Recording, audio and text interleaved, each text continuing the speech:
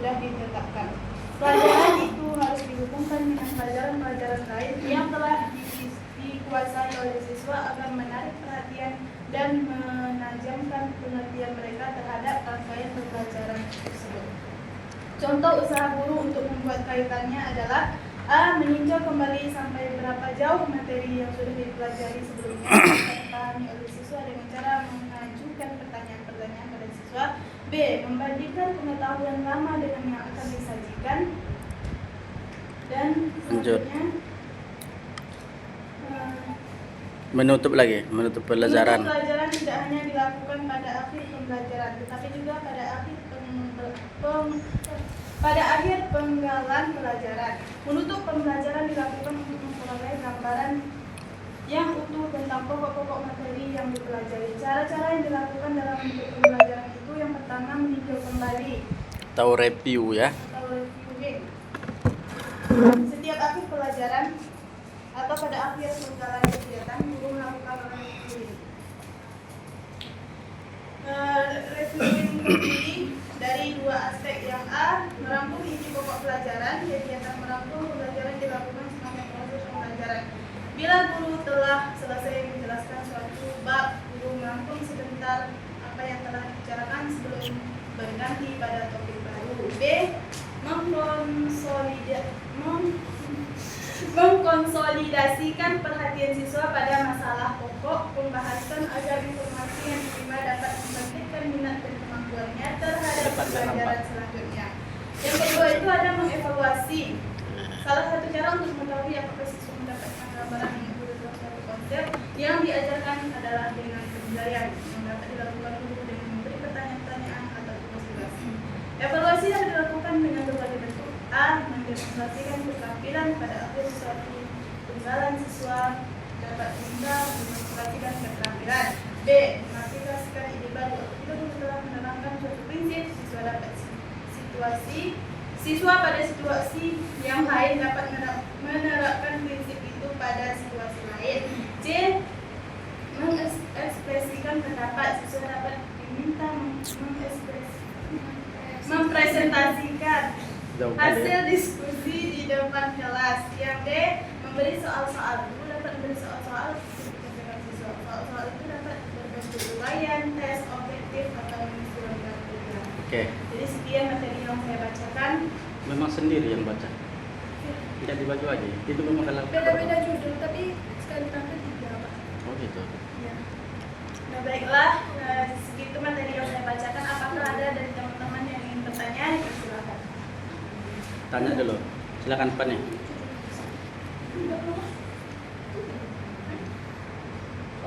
Oh, terakhir. Iya, dia nggak ada Iya. Siapa? Oh iya, Berarti nggak dipanggil. Ya nggak apa-apa. Alif aja lah. Oh udah, nggak apa-apa. Ya kalau yang sudah duduk di situ dia tampil nggak apa-apa. Bilang kalau kau aja nggak apa-apa. Nggak ada salah. Yang penting selesaikan bacaan. Udah di sana tuh kau aja. Nanti orang segi yang itu kan. Biar nggak jauh. Apakah ada yang mau bertanya? Siapa yang nanya?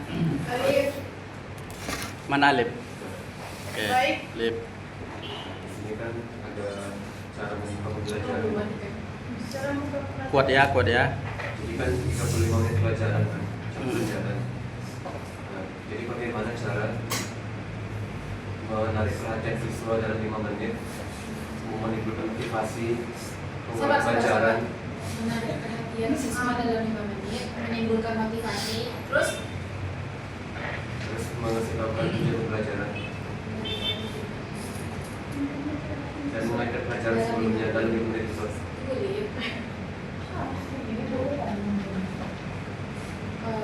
menimbulkan motivasi ya. Terus Mengajar memberitahu pelajaran tujuan sebelumnya. pembelajaran. Terus tujuan pembelajaran. Mengajarkan pembelajaran sebelumnya. Dan pembelajaran sebelumnya. Di awal pembukaan pembelajaran. Ya, bukan pembelajaran. Panjang ya? Nggak panjang tuh. Mengaitkan pelajaran materi. Dengan pelajaran sebelumnya. Mana si Pidol? Mana cukup 5 menit? Darah. Diagrami aja ya. Gini, biar Bapak jelaskan pertanyaannya. Iya, Pak. Itu mana yang pakai cinta itu? Iya, Pak. Coba dulu.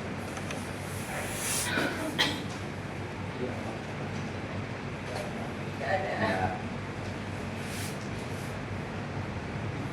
Oke. Lihat Nur. Iya, Pak. Yang paling cantik kan di Pak Presiden. Pertanyaannya, ini dalam waktu 5 menit ini 5M ya, 5 menit. Baca nomor 1 apa tadi? Menimbulkan motivasi. Dari situ menunjukkan motivasinya, terus Menarik perhatian. menarik perhatian, Oh iya, menarik perhatian. apalagi Menimbulkan motivasi. ya, terus Memberitahu tujuan pembelajaran. tujuan, apalagi Dan mengaitkan pembelajaran dengan materi sebelumnya. mengingatkan. Udah. Jadi ini jangan dibahas nanti nih. Tidak dibahas apa itu motivasi, apa itu menumbuhkan perhatian lagi enggak. Apa itu tujuan pembelajaran enggak lagi. Mengingatkan kita perhatian ya, perhatian. Mengingatkan pembelajaran. Nah, bagaimana cara yang 4 didapat? 1, 2, 3, 4. Di situ motivasinya sekaligus. Ini udah nih. Sekaligus dua sekali berjalan nih. Kalau Nur memotivasi orang, pasti orang perhatian. Kemudian ini satu nih. Yang kedua, tujuan pembelajaran sudah cukup bacakan. Yang ini yang tugas si Nur, bagaimana mengaitkan. Jadi yang Nur cari mengaitkan ini aja. Misalnya sekarang lagu apa yang viral? Kicau.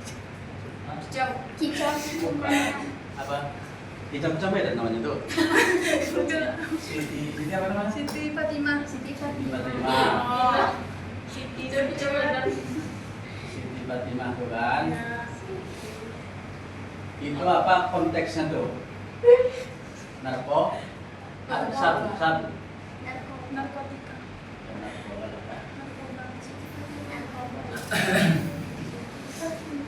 Iya, Siti Fatimah yang bilang tadi itu yang dinyanyikan orang demo. Oh iya.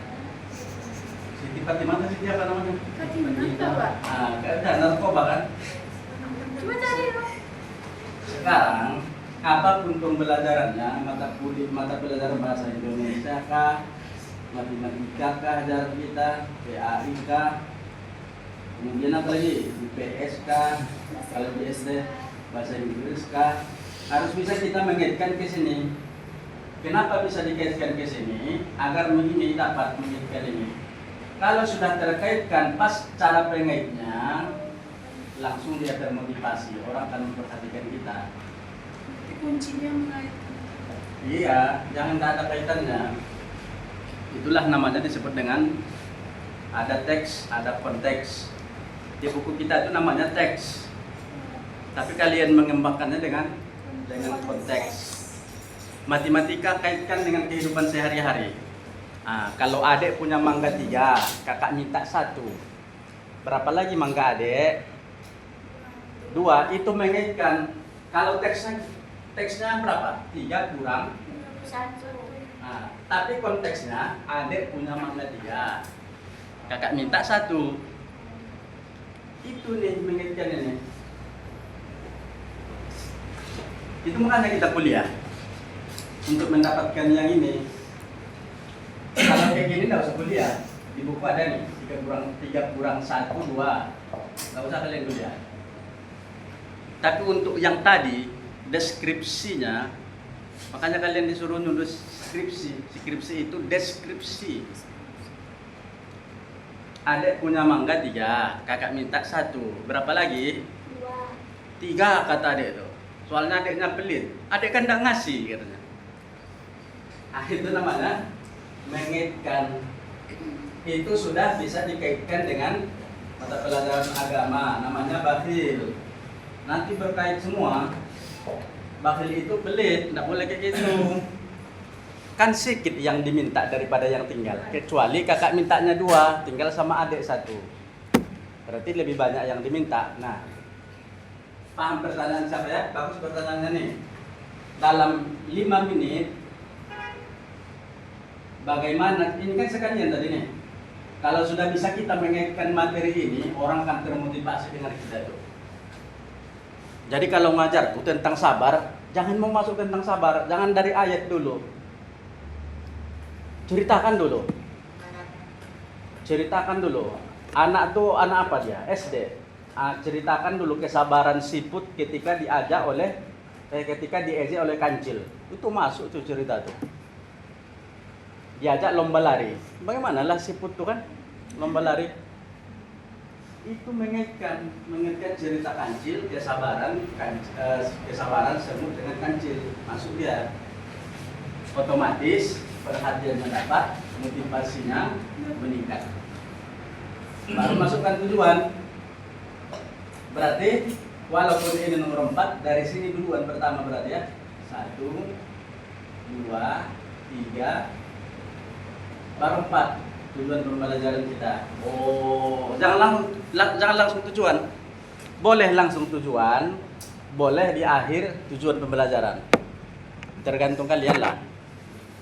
Ibarat bikin kolak, boleh duluan santannya dibuat, boleh terakhir. Ibarat merendang, boleh 2 kali dimasukkan santannya, boleh sekali. Ibarat siapa yang menggulainya, di tangan siapa namanya yang langsing nih? Dila, Pak. Di tangan Dila. Wih, enak kali lah rendang Dila nih. Rupanya Dila tuh kalau merendang 3 kali santan. 3 kali santannya. Rupanya enak. Jadi santan tuh ada yang udah matang kali santannya, ada yang setengah matang, ada baru ABG gitu. Santan ABG masih muda gitu loh. Nah, itu makanya enak. Di tangan si Rara nggak pakai santan pula. Dia orang Melayu. Dapat ikan bukan di santan, tapi di asam pedas. Nah, beda dia kan? Oke ya. Itu penjelasannya tuh. Cukup 1 pertanyaannya ya. Cukup. Siapa lagi yang baca? Risman dengan siapa? Bacanya 3 menit saja. Rekam di HP. Bapak rekam nih. Nih, biar nampak. Bismillahirrahmanirrahim. Halaman yang saya akan baca halaman 20 yang bagian B. Oke. Keterampilan menjelaskan pelajaran atau explaining. Betapapun pandainya seorang guru dalam menguasai suatu pelajaran akan sia-sia apabila dia kurang atau tidak mampu menguasai keterampilan menjelaskan bahan pelajaran yang akan dikuasainya. Demikian pula sebaliknya, kurang lengkap bila guru hanya tampil menjelaskan pelajaran tetapi tidak menguasai bahan pelajaran yang diajarkan. Maksudnya adalah seorang guru ini, kata apapun, seorang guru ini dalam menguasai pelajaran tersebut, kemudian katanya di buku ini akan sia-sia apabila ia kurang atau tidak mampu menguasai materi tersebut. Kemudian keterampilan menjelaskan dapat diartikan sebagai penyajian informasi secara lisan yang terorganisasi secara sistematis mengenai suatu benda, keadaan, fakta dan data sesuai dengan waktu dan hukum yang berlaku. Penekanan memberikan penjelasan adalah proses penalaran siswa dan bukan indoktrinasi. Bahan pelajaran kepada siswa secara lisan yang diorganisasikan secara terencana dan sistematis sehingga bahan pelajaran yang disampaikan guru tersebut dengan mudah dipahami siswa. Kemudian di sini menjelaskan merupakan keterampilan inti yang harus dimiliki seorang guru. Yang pertama adalah pada umumnya interaksi komunikasi lisan di dalam kelas didominasi guru. Kemudian sebagian besar kegiatan guru adalah informasi. Oleh karena itu efektivitas pembicaraan perlu ditingkatkan. Kemudian penjelasan yang diberikan guru sering tidak jelas bagi siswa dan hanya jelas bagi guru sendiri. Maksudnya ini adalah dia menjelaskan bahwa menurut pengalaman saya pribadi, dulu juga saya mengalami seperti yang dijelaskan pada nomor 3. Penjelasan yang diberikan guru sering tidak jelas bagi siswa.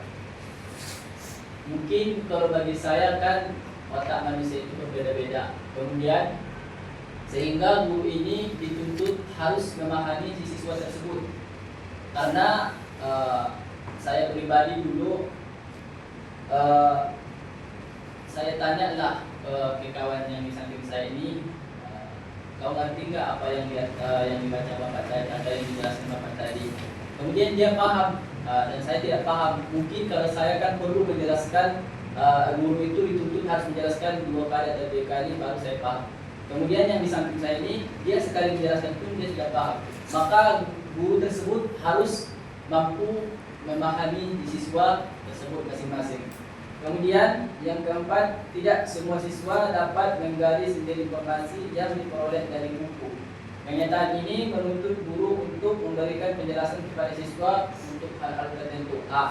Inilah yang saya maksudkan tadi, yang saya jelaskan yang di nomor 3. Ya, tidak jauh bedanya yang tadi kita sampaikan. Kemudian sumber informasi yang tersedia yang dapat dimanfaatkan siswa sering sangat terbatas. Maksudnya adalah si guru ini sering apabila dia menjelaskan, mungkin si siswa ini umpamanya si guru mengajarkan tentang berhitung. Kemudian si guru seringkali memberikan informasi yang dapat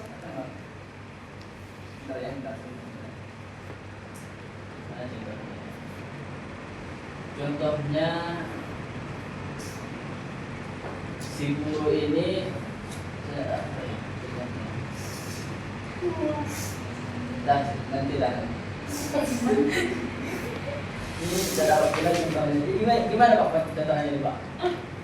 Apa tadi persoalannya? Sumber informasi yang tersedia yang dapat dimanfaatkan siswa sering sangat terbatas. Itu maksudnya gimana Pak? Iyalah, terbataslah dalam pembelajaran kan.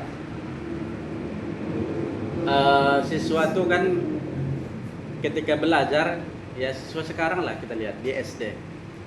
Berapa kali orang tuh ke perpustakaan sekolahnya? Enggak pernah kan? Jarang. Pernah enggak? Ada enggak program di SD atau di SMP 1 kali seminggu ke perpustakaan ini wilayah? Enggak ada kan? Enggak terjadwal kan? Dari mana siswa dapat ini? Informasi. Paling dari TikTok, dari YouTube, yang enggak jelas siapa yang nulis itu kan? Dari ChatGPT. Ya, terbatas lah. Apalagi sekarang sudah di ChatGPT semua. Orang enggak mau cari sumber lain lagi, makin terbatas. Sumbernya cuma satu, ChatGPT, udah. Nggak ada lain, nggak pernah dia baca buku L. Superman lagi tentang motivasi. Yang aslinya loh, yang utuh gitu loh. Bahkan kalau ada Quran tuh di chat Google, orang nggak lagi megang mushaf Al-Quran itu, makin terbatas. Di HP sudah ada kata dia kan. Nah itu maksudnya tuh. Okay. Kemudian tujuan menjelaskan materi pelajaran adalah yang pertama membimbing murid untuk mendapat dan memahami hukum, dalil, fakta, definisi dan prinsip secara objektif dan bernalar. Kemudian melibatkan murid untuk berpikir dengan memecahkan masalah atau pertanyaan. Jadi kita seorang guru nanti wajib melibatkan murid untuk berpikir dan memecahkan masalah. Contohnya ya diskusi lah kan, berkelompok-kelompok, diajak sesuatu, kelompok ini menjelaskan ini gitu kan. Kemudian membimbing murid untuk menghayati dan mendapat proses penalaran dan menggunakan bukti-bukti dalam memecah masalah. Terdapat beberapa prinsip yang harus diperhatikan dulu dalam menyampaikan suatu penjelasan. Yang pertama adalah Penjelasan dapat diberikan selama proses pembelajaran, baik di awal, di tengah, maupun di akhir pembelajaran. Nah, itulah tadi yang dijelaskan Bapak tadi. Jadi, penjelasan yang kita berikan kepada siswa ini, dia itu tidak masalah, baik di awal, di tengah, dan di akhir. Kemudian, penjelasan harus menarik perhatian siswa. Jadi, kita seorang guru ini tidak hanya menjelaskan ini kita baca ini, kemudian siswa tidak paham yang kita jelaskan. Harus kita seorang guru ini harus melihat si siswa ini. Kalau saya pribadi akan seorang guru, saya kan menjelaskan membaca ini semua kan. Terus saya sebagai guru ini harus menanyakan kepada si siswa ini semua, paham nggak apa yang tadi saya jelaskan tersebut? Kalau belum paham, baik kita jelaskan lagi beberapa kali lagi kan biar si siswa ini paham. Kemudian penjelasan dapat diberikan untuk menjawab pertanyaan siswa atau materi yang sudah direncanakan. Kemudian materi yang dijelaskan harus sesuai dengan tujuan pembelajaran dan bermakna bagi siswa. Maksudnya adalah materi yang kita jelaskan ini harus sesuai dengan pembelajaran. Contohnya pembelajaran kita pada hari ini tentang pendidikan agama Islam. Apa yang kita bahas tentang rukun Islam. Kemudian kita jelaskanlah rukun Islam itu. Ini rukun Islam yang pertama ini. Kemudian harus bermakna bagi sini, itu yang tadi bermakna.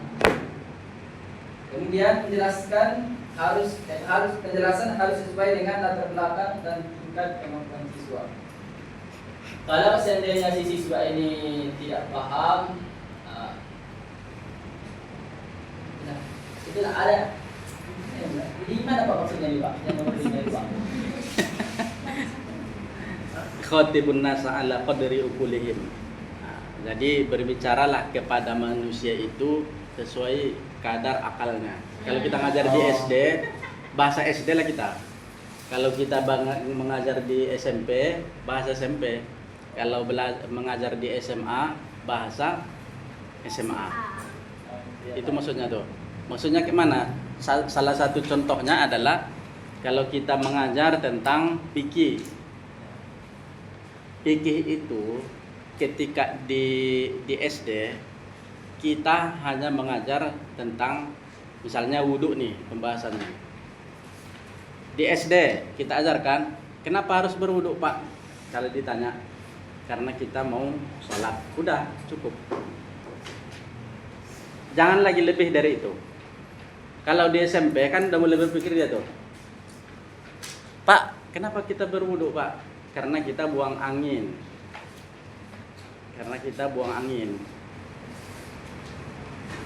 Habis itu di SMA, kenapa kita berwudhu Pak? Karena ada ayat Al-Qur'annya gitu. Beda enggak? Ya beda. Karena di SMA itu dia udah paham, dia sudah menganalisa. Oh, ternyata itu. Kalau di SD, kenapa kita berwudhu Pak? Karena ada ayat Al-Qur'an yang mengatakan enggak pas. Jawaban itu bagus tapi tak pas. Enggak perlu segitunya kali lah untuk anak SD kan. Kalau untuk anak SMA, kalau dia bertanya, ini pertanyaan satu, coba kalian jawab. Kenapa yang buang angin itu kan di bawah? Kenapa yang dicuci muka? Ya kan? Bagaimana jawaban kita di SD, bagaimana jawabannya di SMP, bagaimana jawabannya di SMA? Coba. Pikirkanlah dulu. Lanjut. Udah siap ya? Udah lebih 3 menit. Silakan buka pertanyaan. Tentu saja penjelasan tentang keterampilan menjelaskan pelajaran atau teks planning yang dapat menyampaikan, mungkin ada saudara. Silakan. Harus ditanya. Berarti pertanyaan Arif tadi udah Bapak jawab kan? Belum. Itu tugas siapa tadi yang di bawah itu? Mengesan tuh. Lama kau. Enggak, belum saya jawab tuh. Bapak itu kan baru menjelaskan loh maksud pertanyaan. Ya, maksud pertanyaannya kan biar jelas nanti jawabannya. Ya, dia nak jawab Pak. Pas Bukan.